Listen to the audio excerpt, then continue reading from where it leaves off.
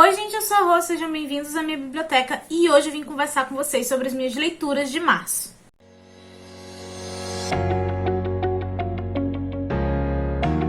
Mas antes de eu começar a falar sobre as leituras em si, por favor já deixe um like no vídeo se você gosta desse tipo de conteúdo e se inscreva no canal se você não for inscrito. Lembrando que aqui embaixo vai ter o link de compra para todos os livros que eu estiver citando, porque aí, se você tiver interesse em adquirir algum deles, adquirindo por esses links você super ajuda o canal, sem pagar nada mais por isso. Sem contar que você pode comprar qualquer coisa no site da Amazon através desses links, não precisa ser só livro, tá?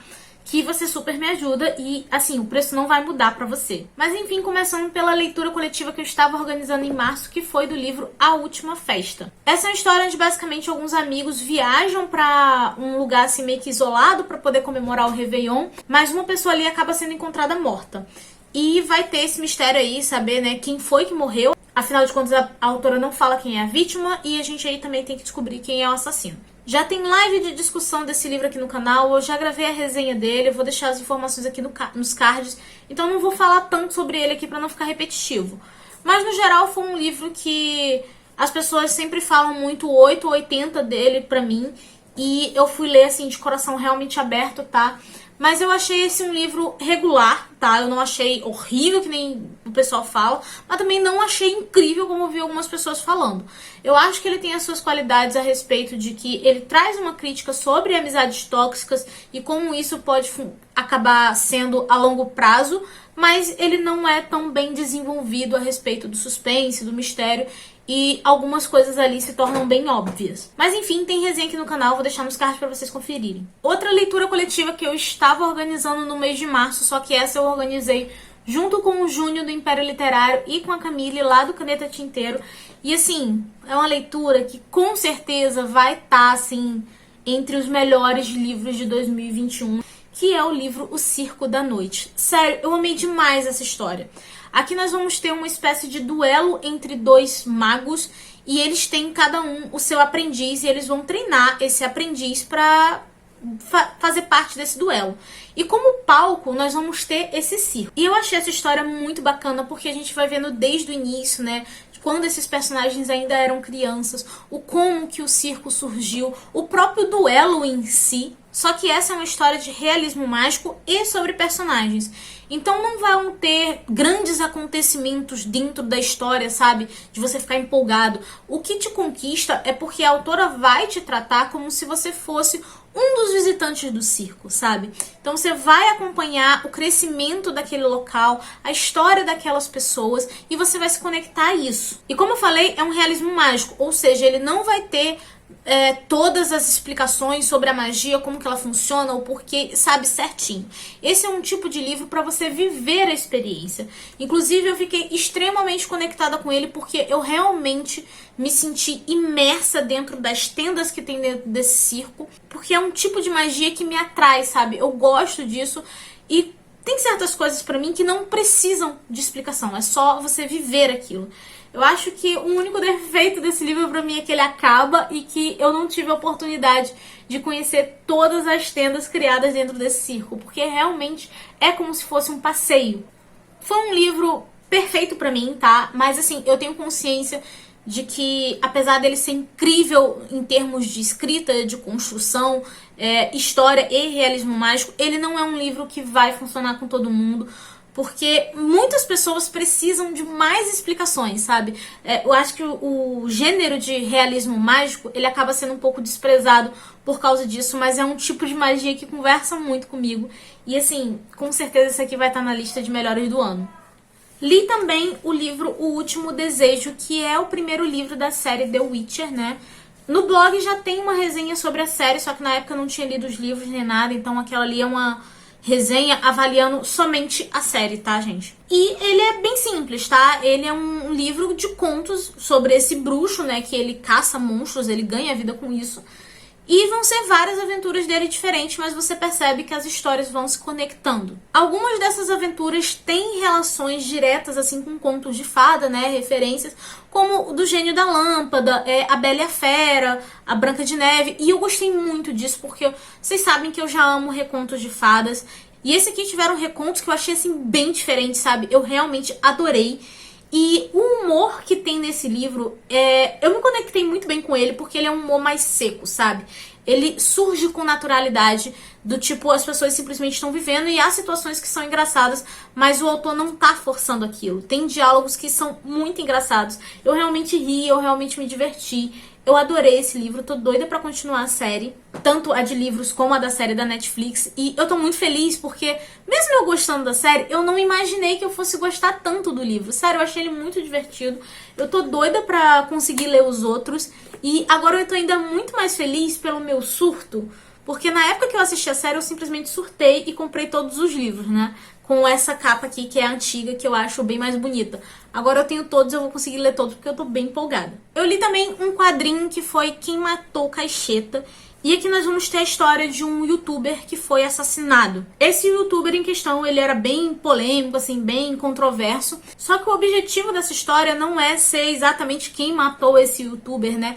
Ela é mais uma história para você refletir a respeito de racismo, machismo, preconceito de uma forma geral e principalmente a questão do discurso de ódio. Sim, são todos temas muito interessantes, muito relevantes para você discutir, mas a maneira que eles são apresentados aqui são em diálogos muito escancarados, sabe? Tipo, pra mim não teve nenhuma diferença da realidade, no sentido de que se você, por exemplo, assistir o jornal, você vai ver exatamente a mesma coisa que tava ali. E tudo que é mostrado demais não causa impacto em mim, sabe? Talvez se as críticas fossem abordadas de uma maneira mais sutil, teriam me conquistado melhor. Tem algumas situações ali que são bem absurdas, no sentido que eu acho que o autor queria causar um impacto, mas pelo fato das críticas já estarem sendo tão escancaradas, essas coisas absurdas acabaram não me impactando também. E outro ponto que também entra em critério de avaliação pra mim, em termos de quadrinhos, é sobre a arte do desenho, né, em si. Isso é uma coisa completamente pessoal, tá? Não tô diminuindo o artista nem nada, mas assim, é uma coisa que você bate o olho e você vai gostar ou não, e ponto, sabe? Não tem um critério ou algo específico pra isso. Simplesmente é o que é agradável aos olhos na hora que você pega aquilo. E nesse caso não foi pra mim. Eu não achei o estilo de arte bonita ou chamativa ou que me despertasse alguma coisa. Eu não curti tanto. Mas obviamente que se vocês me perguntarem se vale a leitura, eu com certeza vou dizer que sim, por causa das críticas que ele traz. E eu acho que os pontos que eu não gostei são, assim, exclusivamente pessoais, cara. Não é defeito da obra, digamos assim. Eu acho que é gosto mesmo, tá? Eu com certeza vou recomendar esse HQ pra todo mundo que quiser ler e pegar pra refletir sobre esses temas. Mas a maneira que foi apresentado não me agradou. Foi só não curtir. Aí teve uma leitura coletiva que eu meio que peguei o bonde andando, que foi de Percy Jackson, né, que tá sendo organizada pela Carol. E eu já peguei ela no final do primeiro livro, né, que é o Ladrão de Raios. Aí eu li os dois livros juntos, né, direto nesse mês, pra poder alcançar a galera. E assim, foi uma leitura que me surpreendeu, porque eu achava que eu não ia me divertir com esses livros, no sentido de, nossa, eu já tô meio velha pra ler Percy Jackson. Mas não, gente, foi um livro assim, foram livros muito divertidos pra mim. Eu realmente adorei. E eu achei o Percy, tudo bem, ele tem algumas coisinhas meio de lerdeza de protagonista, mas ele é muito carismático. Mas enfim, sobre a história em si, nós vamos ter o Percy, que ele se descobre filho de um deus, né? Então ele é um semideus ali, um meio-sangue. E ele constantemente é perseguido por monstros por causa disso. E ele vai passar um período no acampamento meio-sangue, né? Que é onde eles treinam os filhos de deuses para eles poderem sobreviver a esses monstros. No primeiro livro, né? Que é o Ladrão de Raios, um artefato é roubado do Monte Olimpo e o Percy é o principal suspeito. E para colocar as coisas em ordem, ele acaba partindo numa missão junto com os amigos dele para poder recuperar esse item e descobrir quem foi o ladrão. Já no segundo livro, o Percy e os amigos dele vão atrás do Velocino de Ouro, que é um artefato mágico capaz de salvar o acampamento, né, dos meio-sangue. Apesar de parecerem missões isoladas, como é uma série, essas histórias vão se conectando. E sim, realmente, elas seguem a formulazinha de jornada do herói, mas pelo fato de ser um livro voltado para o público infantil, eu achei que ela é bem feita, sabe? Eu acho que funciona muito bem e é divertido. E a forma que a mitologia grega é apresentada, ela pode ser considerada até de certa forma didática para fazer uma criança se interessar e estudar sobre o assunto. E uma coisa que me agradou muito a respeito dos personagens em si e a maneira de que foi apresentado é o fato dos filhos de deuses serem dislexos e possuírem TDAH. Eles possuem a dificuldade, por exemplo, de ler na língua normal, sabe? No caso deles, por exemplo, o inglês, porque é como se o cérebro deles fosse preparado para ler grego, sabe? Então tem uns detalhezinhos, assim, que são muito bacanas. E assim, eu sou dislexa e eu tenho TDAH. E quando você é criança e você tem essas duas coisas junto, você em alguns momentos pode se sentir um tanto meio que burro, sabe, para as coisas. Porque você vai demorar mais para aprender as coisas, você tem um pouco ali de dificuldade. Eu, graças a Deus, eu tive uma mãe que sempre me apoiou e sempre estava me auxiliando. Então eu não tive tanta dificuldade assim porque eu tinha esse apoio. Mas você às vezes entra em conflito de tipo, nossa, por que eu demorei tanto para ler isso? Por que eu demorei tanto para fazer essa atividade? E eu fiquei pensando que um livro desse sendo lido por uma criança que sofre com isso seria muito interessante, porque ia servir de apoio para ela não baixar a autoestima no sentido de, beleza, eu tenho dificuldade em algumas coisas, mas eu tenho outras qualidades. Então eu achei isso, assim, uma sacada sensacional dentro da história, sabe? E que para uma criança vai fazer muita diferença. Mas enfim, eu fiquei muito surpresa no sentido de que mesmo eu com 27 anos na cara, eu super me diverti com essa leitura, tá? Tem umas coisinhas ali ou outras que são realmente previsíveis, mas tudo bem, eu achei bem divertido da mesma forma. E uma coisa que eu fiquei pensando também, enquanto eu tava lendo, é que por que pensaram em fazer um filme disso aqui? E agora parece que também vai rolar uma série de TV, né? Eu fico, gente, por que diabos vocês estão pensando nisso se esse livro é perfeito pra ele ser uma animação? Sério, gente, eu não consigo nem imaginar os personagens como pessoas, sabe? Pessoas. Eu imagino tudo em forma de desenho animado dentro da minha cabeça. Porque ele é totalmente feito pra ser uma animação. Então, assim, eu tava até ansiosa pra ver a série do Disney Plus, pra ver como é que ia ficar e tudo mais. Só que agora eu baixei muito as minhas expectativas depois de ler. Porque, assim, eu tô na vibe do se não for uma animação, eu não quero. E é isso, entendeu? Também li Six of Crows, da Leigh Bardugo. E, assim, gente, se vocês acompanham as lives, vocês já sabem todo o histórico sobre isso aqui, né? Porque a gente leu bastante isso em live, tiveram as discussões. Esse aqui, se eu não me engano, eu terminei ele em live. Se eu não me engano, foi isso. Mas, enfim, eu adorei essa história, sério. Meu Deus. Ela tem uma premissa simples, onde o Cask, ele vai estar liderando uma equipe ali, né, a gangue dele, pra fazer um roubo improvável e evitar que uma terrível droga caia em mãos erradas. E basicamente, ou você morre ou você fica rico e resolve todos os problemas da sua vida com dinheiro. E aparentemente todo mundo aqui tem muitos problemas pra resolver. Eu peguei esse livro sem ler sinopse, sem saber nada na época, e quando eu vi que a premissa ia ser essa, eu fiquei muito empolgada. Porque quando eu vejo esses filmes assim de roubos e tudo mais, eu acho muito interessante. É uma parada que eu realmente gosto. E eu também tenho esse ponto aí de gostar de trabalho de equipe, sabe? De gostar mais dos livros que não acompanham só um personagem.